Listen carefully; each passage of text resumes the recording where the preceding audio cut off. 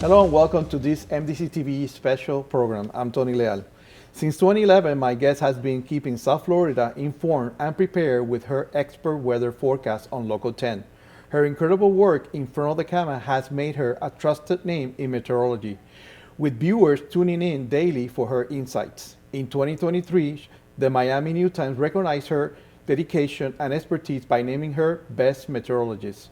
It's my pleasure to welcome Bette Davis. She's Certified Meteorologist at Local 10. Welcome. Thank you for having me. It's great to be here on this St. Patrick's Day. St. Patrick's Day. But we're celebrating also Women's Month. So it's an honor to have you here. I seen you, I was telling you before we started recording that I saw you from the beginning when you came here to this market, to Miami. And we're gonna talk about that. You know, we're gonna talk about where you came from, how you got here, and all that. So, but my first question, your name, Bette Davis. You have four options. Were you named after the actress, even though the actress has an E at the end? Or you were named after the singer-songwriter, that's B. C, coincidence, you know? Or D, that your parents knew you were gonna be on TV? Option A and D sound pretty cool. However, the true story is I am simply named after a family friend. My mom had a friend named Betty, and she named me after her friend Betty. That is the true story. Oh, because I thought, when I saw your name, I'm like, she started, better than anybody with that name, Bette Davis, you know. And then I realized that it wasn't I thought it was the actress, but then I realized I thought it was the singer-songwriter. Mm-hmm. But I said, the song Bette Davis Eyes. No, there's a singer-songwriter. Betty Davis. Betty Davis, yes, you know. Yes. But you have that song too, Bette Davis Eyes. Yeah. So every time I heard your name, that song will pop up. Yeah. A child of the 60s, 70s, you know. You had to come up with that. I know you had traveled, around the country to better yourself in this career. You were in Georgia, North and South Carolina, and now you're here in South Florida. Where is Bette Davis originally from? Bette Davis is a Georgia peach. I am originally from Georgia, a small town in Georgia, Preston, Georgia. Most people don't know where that is. I don't know. But if you are familiar with the 39th President of the United States of America, Jimmy Carter. He's from Plains, Georgia, so my town is right next to his town. Oh, so yes. There's something there in the water, I guess, no? Peanuts? I don't know if that's in the water. But no, but there has to be something in the air because you have the 39th President, who just passed away a few months ago. Yes. And now we have you here. And I'm sure there's all the people from that area that are doing a great job wherever they are, whatever career they choose to do. How was your childhood there in Preston? My childhood in Preston I came from very humble beginnings. I had what I will call a simple childhood. I didn't have a lot of bells and whistles growing up. I had a good childhood. My mother and father did the very best they could to provide for their children. And it was a good childhood. It was a very good childhood. And sometimes you can see it in the person. I mean, the only thing that I know from you is just when I see you on TV. But you see that there's something there that her, growing up was a very good childhood. Because not everybody can show that on TV, Mm-hmm. But you do. I see that you're a down-to-earth person, and that comes from your parents. You have any siblings? I do. I was born into a family of 12 children. Oh. So, yes. Family of 12, same mother, same father. Yeah. So a very small town. And no TV probably, like they say. We had a TV. We had a TV. We were limited in what we could watch. As you know, back then, we didn't have all the channels and the streaming and all of that. So I'm from a very large family. Wow. I had two siblings younger than I. And so, in that family, I was always the kid who wanted to be seen, always the kid who had something to say. So I think it's fitting that I'm the one who ended up in a TV career. It really is. Were they very overprotective of you? They were very overprotective. Yes, my father was very overprotective. So we were very much so children who were all about being in our books, going to Sunday school on Sundays, and just really focusing on our studies and bettering ourselves. They instilled that in us. They wanted to make sure that we had a better life than they had. Yeah, and that's something that you had to have a very good education in school, because doing your job, that's something that we're going to talk about later, but you have to have some kind of degrees, and you have to learn, to do what you do. Right. Because some people think, oh no, just that person. I mean, some small markets they do where they put anybody to do the weather, but being certified is something that not everybody can say that, You can be a weatherman or a weather lady. Like, you can talk about the weather, but there is nothing like knowing how the weather works and understanding it for yourself. It is going to make you a lot more comfortable on television to know what you are talking about. I mean, the world is a world in which you want to give people information they need to get through their day. People count on us. People's lives are at risk very often.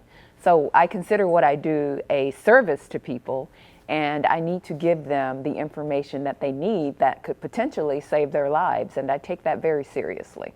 No, I know, and I told you I work at Univision with your general manager, Bert Medina. Hi, Bert, great guy. But I was here in the local station too, and working with Joe Morales. I know how serious he took his job.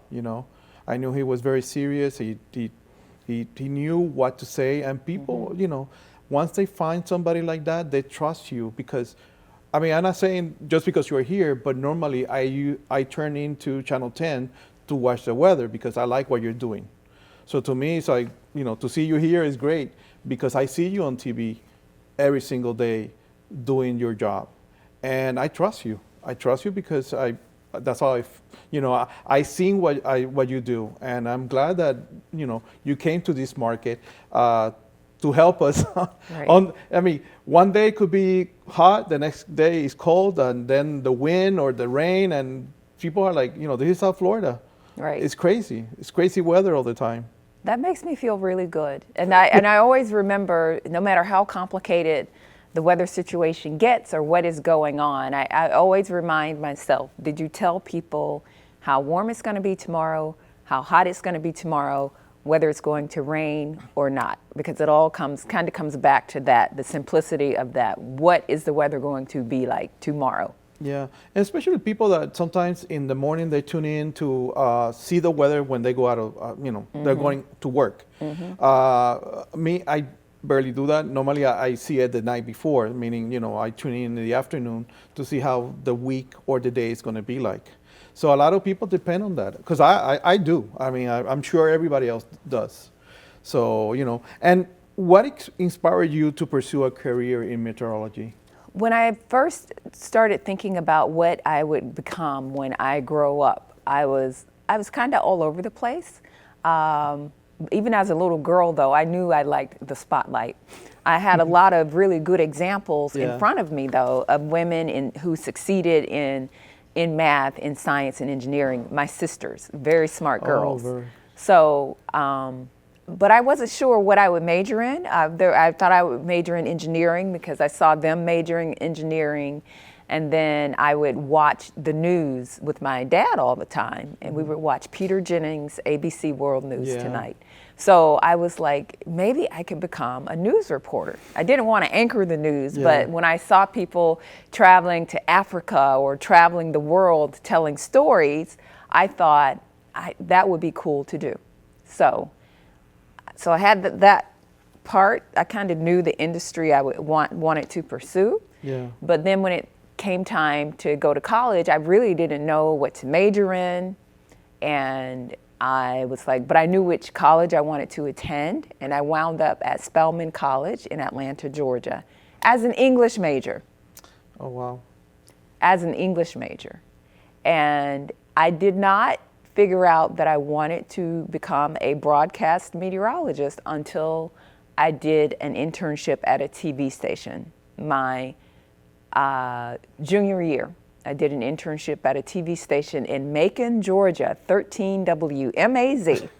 And I saw what the weather person was doing, and I thought, that looks cool. I wonder if I could do that. And so that just kind of sparked it. Yeah, nobody knows because what they want to be, because I always loved the spotlight too, you know, since I was a kid. And growing up, I went to the TV stations in my local, you know, country. And then when I got accepted into school, I wanted to study architecture because that's the family pass on business. And but then I started going again to the TV stations here, and I said no. And 2 weeks before I was supposed to start, I changed my major to broadcasting, and I never looked back. Never look back, because this is something that you have to love. It's, you know, it's a lot of hours, especially hurricane season. Yes. You know, what has been the most memorable weather event you ever cover? The most memorable weather event for me wasn't necessarily an event that I've been standing outside in to cover. It was Hurricane Katrina. I was actually at the Weather Channel.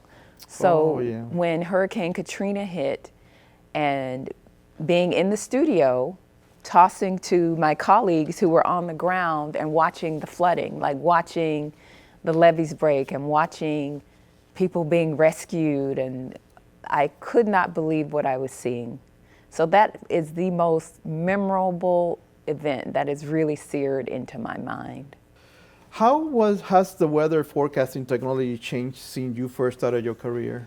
Oh, it's gotten better. Forecast models, it's gotten so much better. So many modes of getting the information, and now the information is at anybody's fingertips.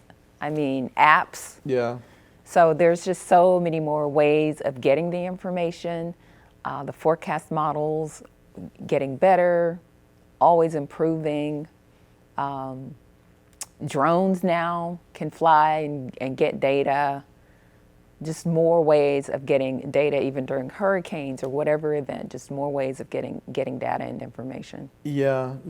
And what is one of the biggest misconceptions people have about meteorologists? The biggest misconception? One misconception is that we're reading a script. The broadcast meteorologist does not read a script. I think another misconception is that we're always wrong. We're not always wrong.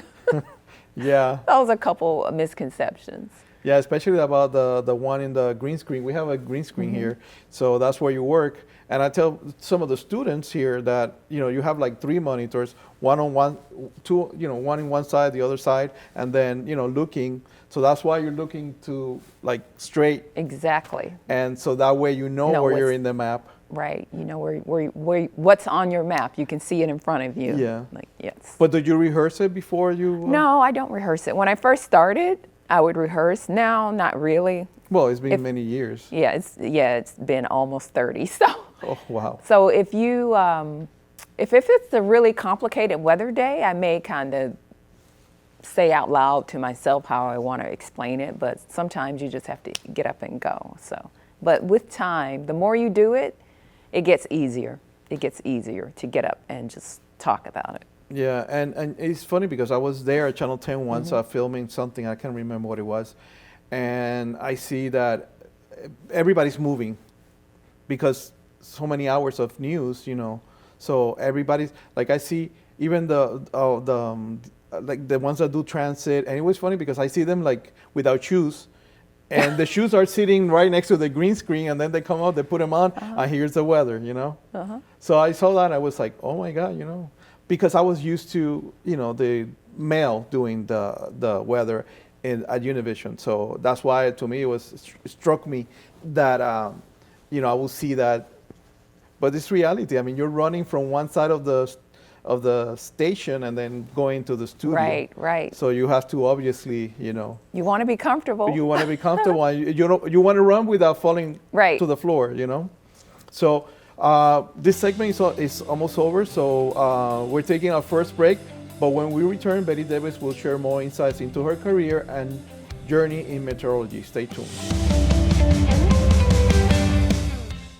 Are you ready to embark on your career journey at Miami-Dade College? With an impressive array of options, including 15 baccalaureate degrees and over 160 associate degrees, there's a perfect fit waiting just for you.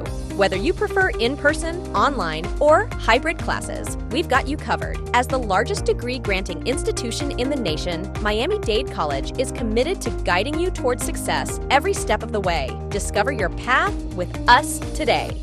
Learn and earn today at Miami-Dade College. College graduates earn 56% more than high school graduates and $1 million more in lifetime earnings. A degree from MDC is your path to greater earning power and career success. Choose from hundreds of affordable high-tech and in-demand career programs, including cybersecurity, artificial intelligence, business, and nursing. Learn and earn today at MDC and fast-track your career. Enroll now at mdc.edu/purpose.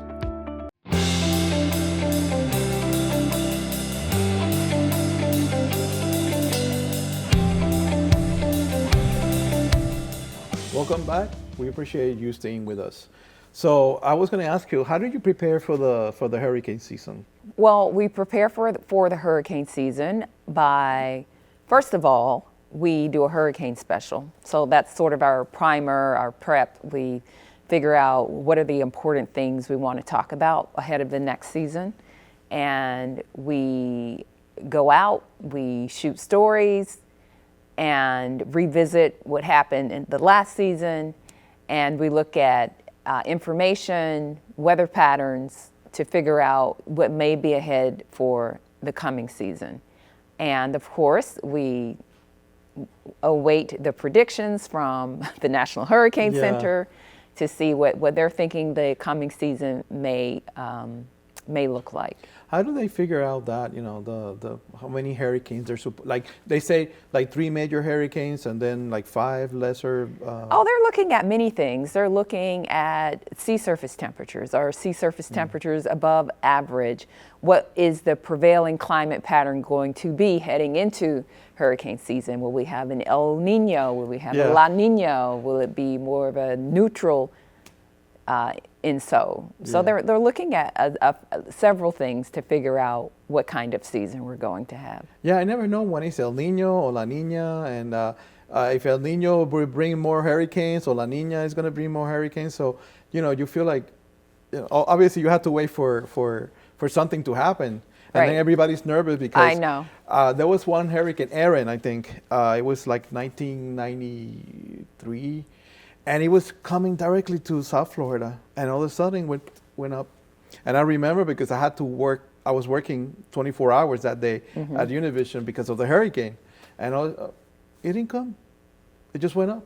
Yeah. So you never know what's going to happen, and that's one thing I guess people have like a misconception that exactly where it's going, and then you have all those spaghetti patterns that you all use.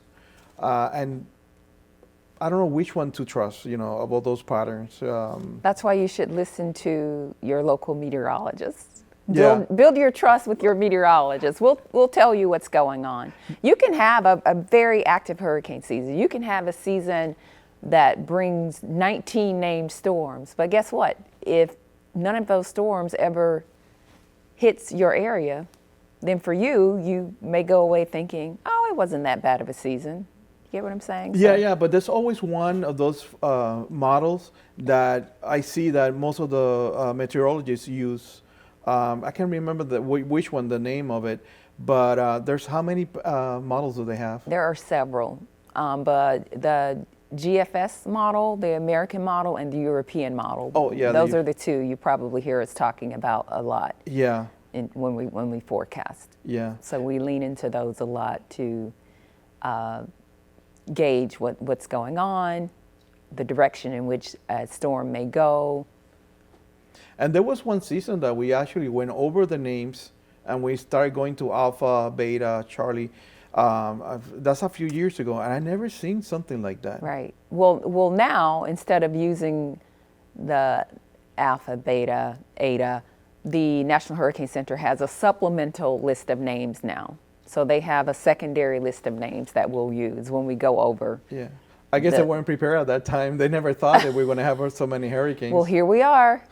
So, do you think that's because of the global warming in some way? Climate change isn't necessarily giving us more named storms, but what it is doing is giving us the background elements to have storms that are stronger and wetter. So storms that are dropping more rain, or storms that are more intense. Yeah, and then here in South Florida, we have the problem that, especially Miami Beach, you have floods. I remember that sometimes even regular rain, you had fast floods, and you had to be receiving through Local 10 or the messages, hey, be careful, there's a flood watch here in South Florida. And I'm like, oh my God, Rainy season will be kicking in before you know it. Flash flood advisory, it seems like every other day. Yeah. Or flood advisory every other day with the storms, the soaking storms we get now. And even here in South Florida, I've seen that there's like patterns where there's barely any rain throughout the year, but there are other ones that are very wet. Right. And you never know, because I remember like in the early 90s, there was one time where the county had to control the water usage because we had, it wasn't raining. So, I see those patterns and I'm like, what's going on? Is there something going on in the world that is hindering into our weather? Because they always say, Florida is going to be underwater in I don't know how many years. Obviously, yeah, South Florida is pretty at sea level, and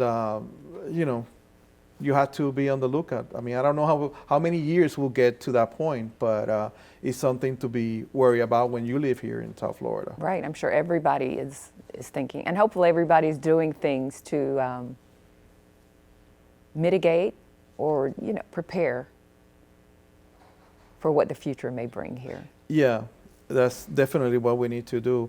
Have you ever faced unexpected on-air challenges while delivering the weather forecast? Like leaving a roller in my hair. That has happened. There's always something unexpected on air. You just have to keep going. I can remember a day recently where I was on air, my computer crashed. But luckily I knew the forecast, so to just keep the newscast moving, I just did the newscast, delivered the weather forecast as though I had everything right behind, as though the maps were there. But there is always going to be something unexpected that happens in TV. Yeah, you always expect the unexpected. Yes. Well, as a woman in a male-dominated field, what challenges have you found in your career? There have been many challenges. I think the first challenge you face as a woman is sometimes people don't take you seriously, or there have been some instances where, to be frank, some people prefer that a man give them their weather information, or you can have the same information that a man is going to present. Some people would rather just hear it from a man. And I think sometimes just as a woman, especially when I first started, I wondered if people would take me seriously. But the one thing I had to do was change my way of thinking and stop thinking that way and just trust myself to know that I'm doing the job that I'm expected to do, and I know what I'm talking about, and I cannot concern myself with whether people want to get the information from me instead of a male doing the same job. And what I found with time is that people grew to trust me. Yeah. I did find that with time. People grew to trust me, and they want to hear what I have to say, and in some cases they only want to hear it from me. So I'm telling you, you're the one that I tune into to watch the weather. So there have been challenges just being a woman in this profession and letting people see that, hey, women can do this too. But I think when people see someone that they may not expect to see doing a role like this or in a career or a profession like this, over time, people will see what you have and what you bring, and they will respect that. Yeah, and to me, it's not because you're a woman or you know, it's just that at the beginning, obviously, we don't know you as a viewer, so we're like, okay, but then like you say, with time, you see that Betty Davis is correct.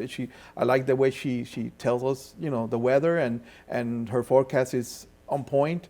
So that's how you build up that trust with the viewers, and that's something that at least in South Florida we always been like, you know, like sometimes two women anchoring the news and women doing sports, and that's something that you probably don't see in other parts of the country. But here we've been, you know, in the forefront of that, you know. So sometimes you have two women anchoring the newscast. Right. Am I going to stop watching? No, because I know the newscast has the information that I want to see, you know. And it's what you say. You start building that trust, and people start trusting you that you're delivering what they want to see, you know.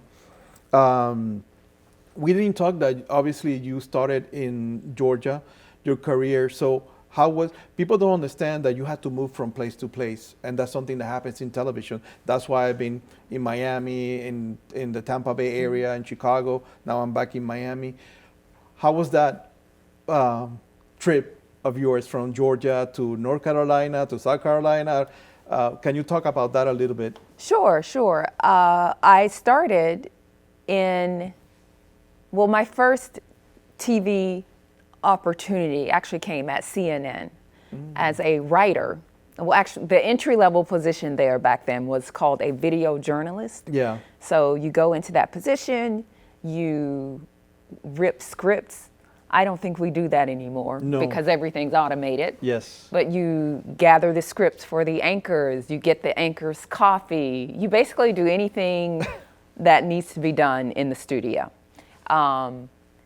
So that position led to an entry-level writer position that opened up at CNN, at Headline News, that network. Yeah. So they don't have that network anymore. And I was like, I'm going to try to do that. So I went into that position and got it. So I started training as a writer at CNN Headline News. But while doing that, I was also taking meteorology courses, right? Through Mississippi State University had a distance learning program. Yeah. So I had been studying meteorology, and the weather people at CNN were nice enough to let me use their studio to practice and make a reel. Oh, wow. So that is how I was able to put my reel together. I took this entry-level video journalist and entry-level writing position at CNN, knowing that I wanted to be a meteorologist, a broadcast meteorologist. I wanted that to be a part of what I did in television, but I needed someone to hire me, and no one would hire me. So the stopgap, my initial job was being a writer at CNN. And that's where I made a reel, I made a tape, and after 2 years, about 2 years at CNN, I had become a writer, and they were like, oh, it's time to train you to be an associate producer. I was like, I do not want to be a producer. I have got to get out of here. So I made a couple of 2 or 3. I mailed out, and a station in Charleston, South Carolina, a station in Greenville, South Carolina. I went on those 2 interviews. I think I went on, and the station in Charleston hired me to be their weekend meteorologist and a general assignment reporter during the week. Oh. That was my first full-time on-air position in the business. Did you like being a reporter? Did not like being a reporter. I went out on one story, and there was a body in the road. Oh my God. And I was actually better at being a reporter than delivering weather on air. Yeah. And they would make me do so much. And I'll be honest with you, you may have even heard me say, I hate this, because I hated being a news reporter. But I knew then, I said, I have got to get to a place where I can focus on weather. Like I really knew what my craft was going to be. And so I started looking for a job after like a year there, and the station in North Carolina hired me, Raleigh-Durham. And there they let me focus exclusively on weather. So that made the difference. And some people, out there, they don't know that the country is divided into markets, So we have South Florida, I think it's like, I don't know, 13, something like that. New York being number 1. So sometimes you have to start in the lower markets to be able to get to the top. Right. So I guess in a way you did it, going around and finally ending up over here. Yes. So how was that? How were you able to get to South Florida?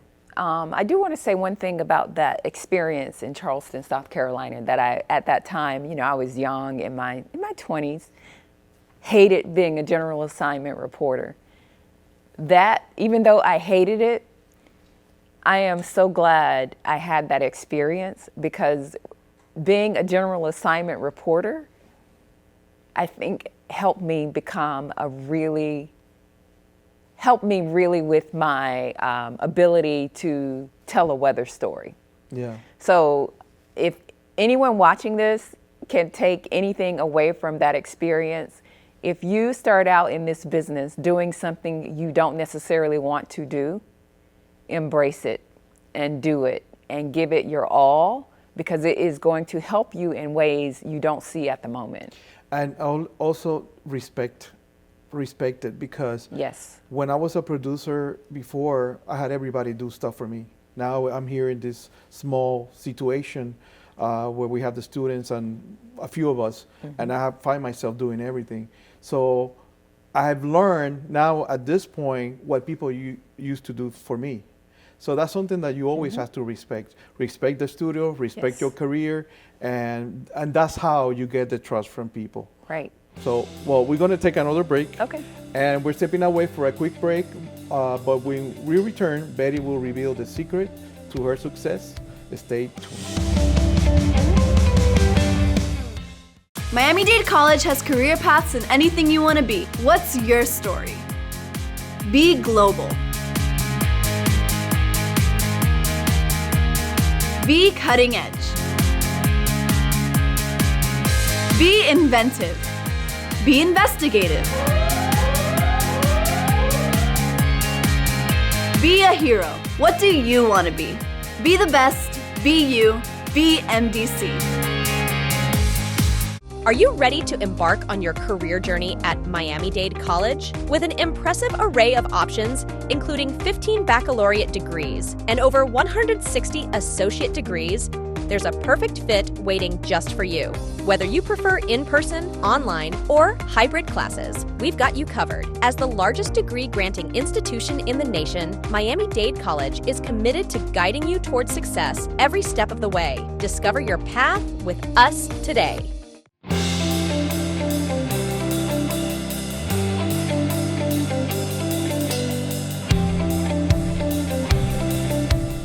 Welcome back. We appreciate you staying with us. So let's talk about your career. We already said, that you had to go around the country to be able to get to South Florida.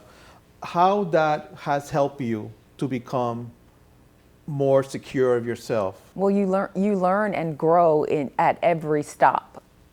When I started out as an entry level at CNN, getting the rolling the teleprompter for the anchors, getting the scripts, getting the coffee, and then becoming an entry-level writer, being promoted to writer, learning the news angle deeper and how to put a story together, going to Charleston, South Carolina, doing weather on the weekend, and also doing news reports during the week made you stronger on the news end of things.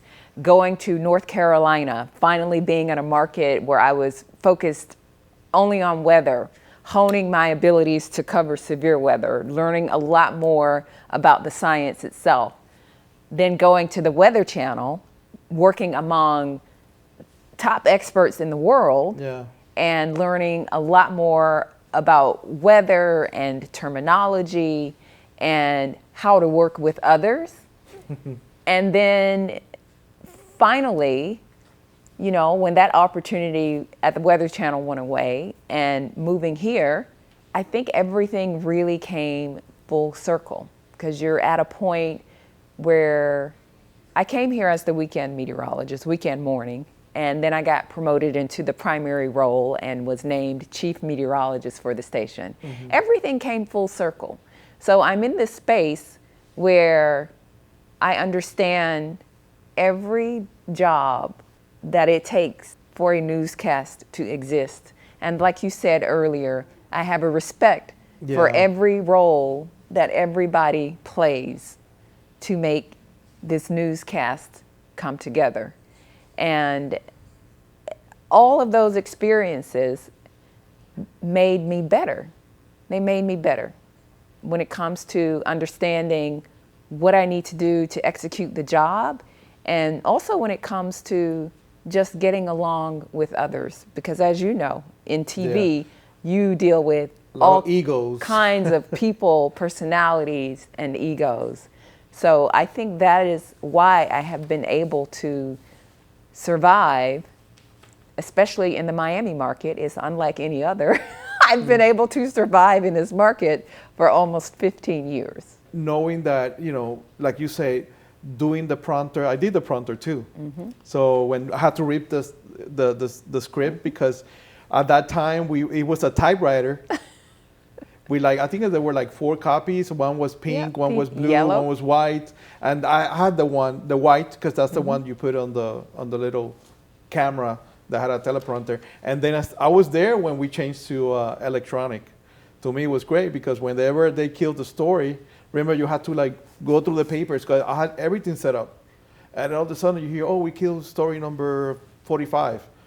Oh my God, you got to go and find the paper. But now they just do it, and we've come a long way, baby. Yeah, and I see there at Channel 10 that they only have a few people doing the newscast, because we have, you know, robotic cameras. The cameras are controlled by a computer, so the whole rundown is there. And I'm like, things have changed from the time that I began. Have really changed, really changed.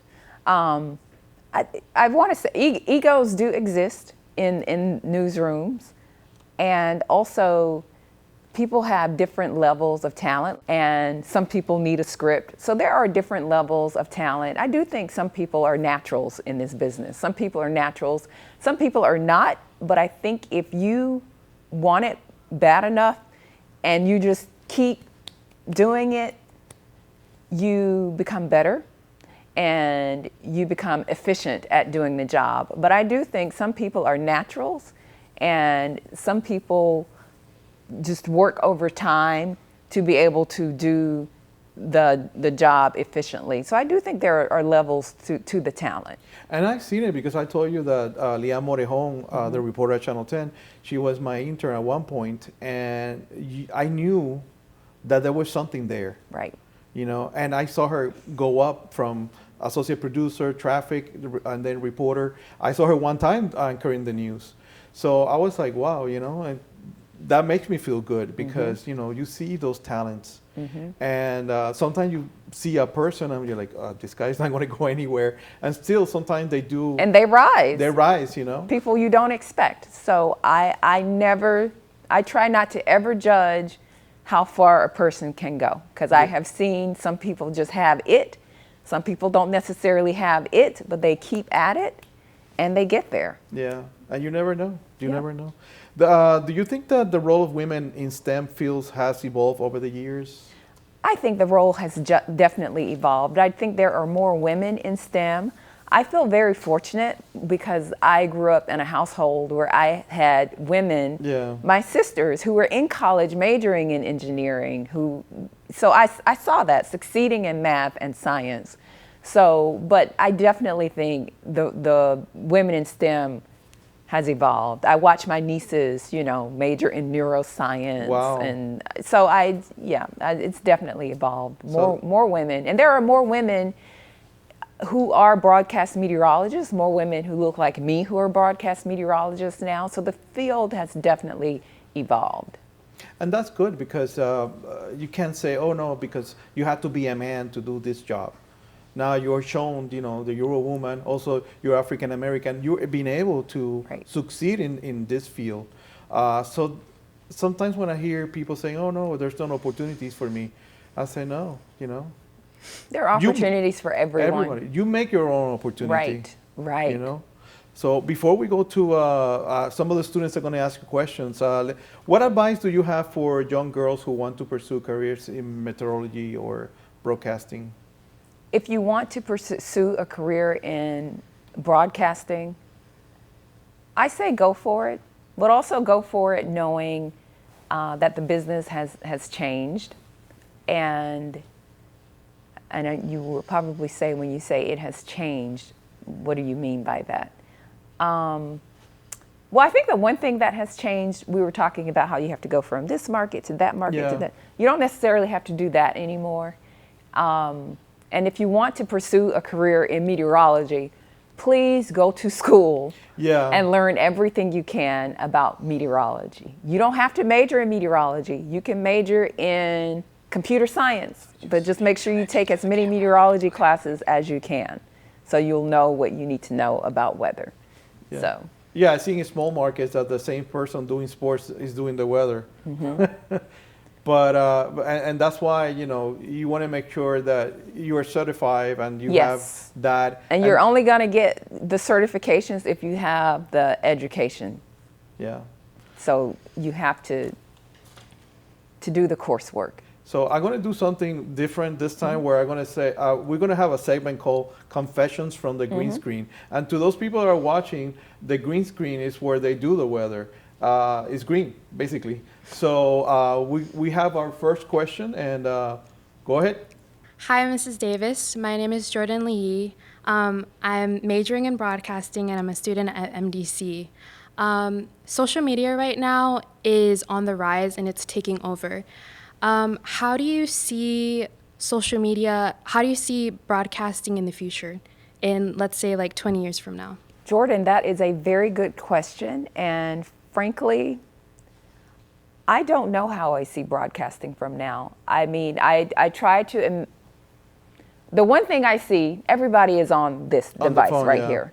So I do think at some point you will be watching your news, your broadcasting on the phone, as you're probably doing now. Yeah. And I think that is what we have to figure out. Like right now, newscasts can stream on their apps, or you can watch it on the apps. So I think that is going to be where people are watching everything 20 years from now. We have these debates at work all the time about, are we still going to be needed to be on TV? And I think we will still be needed to provide the service of bringing you your news and weather, but you won't necessarily be flipping on a TV to watch us. It will be more like on demand. Yes, on demand. I think on demand is where it's going to be. Yeah, it's funny because recently during the pandemic, I had nothing else to do, so I decided to study a second master's, and I got into it not knowing what it was. I thought it was more journalism because I already had a journalism master's, and I wanted to maybe renew it because it's been 20 years. But when I got there, it was about social media, and I said, oh wow, this is amazing, and I learned so much. And that's the same question that I have, as a person that works in television, what is the future for us? I think we're still figuring it out. I think we don't have the precise answer to that, but I think we can all agree that this is how we're going to be watching everything. Yeah, and actually I've seen people doing the reporting from their phones, reporters doing yeah, totally. You can, I'm sure maybe some of your students have done this. You guys know what a package is, right? Yeah, you can shoot a whole package on your phone and edit it. I mean, yeah, we're doing promos and everything. So we have another question. Sorry, Matt. So we have another question for another student. Okay. Hi, Ms. Davis. My name is Samara Garrison. I am a TV and radio broadcasting major. So as a college student, I hate math. I don't like math. So how do you think math and statistical methods in specifics relates to meteorology and your career in general? Math is important in my career. First of all, I had to take some math to get I have a bachelor's degree in English. I have a bachelor's degree in geosciences with an emphasis in broadcast meteorology. So I had to take some math to get my degree and to become a certified broadcast meteorology from the American Meteorological Society. When I go to work every day, I'm not necessarily sitting there doing equations. However, knowing you are looking at data, so if you've had a great grounding in math, you're understanding how to process data and how to communicate the data that you are looking at. So a lot of people who want to go into meteorology will say, I don't know how to do math, or I can't do math. I would say get yourself a good tutor and just reach out for help to help you. I mean, there are other majors you could do to get to becoming a broadcast meteorologist. Just you could do maybe geography, but you're still going to have to come back around to the math to get certain certifications. Right. So you don't have to. When kids are small, when they're little, I always say that's the most important beginning to building a foundation in math. Because if you build the foundation when you're little, because all the steps build from the algebra 1, the algebra 2, the calculus. So all the steps build. So if you get a really good foundation, you may not ace it, but you'll be able to get through it. Are you having trouble in math right now? Yes, actually. I'm trying my best, but you know. Try your best. Get a tutor. Get a tutor. Get someone who can hold you accountable, and someone smarter than you who can help you. Right. Always surround yourself with people who are smarter than you. Oh, Okay, I always say thank that. you. Always say that. So before we go to the last question, how do you balance your personal life and the career, being a woman?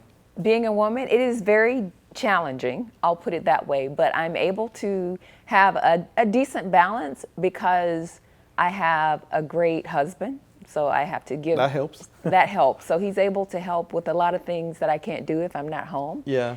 And also at work, I think through the years, now that I've established myself, boundaries are set. So I know how much to give to work, and I know how much to give to family, and make it all work. Yeah, and that's very important because, yes, at the beginning, you're going to be working so Yes. many hours, but now since you're stable, Right. now you can dictate your life in a way. Exactly. So we have one more question from one of the students. Hi, Ms. Davis. My name is Rosa Torres, and I've always been interested in meteorology, but I pursue a career in film and TV production. So my question to you is, how did your family react to you becoming a meteorologist? My family reacted well to me becoming a meteorologist.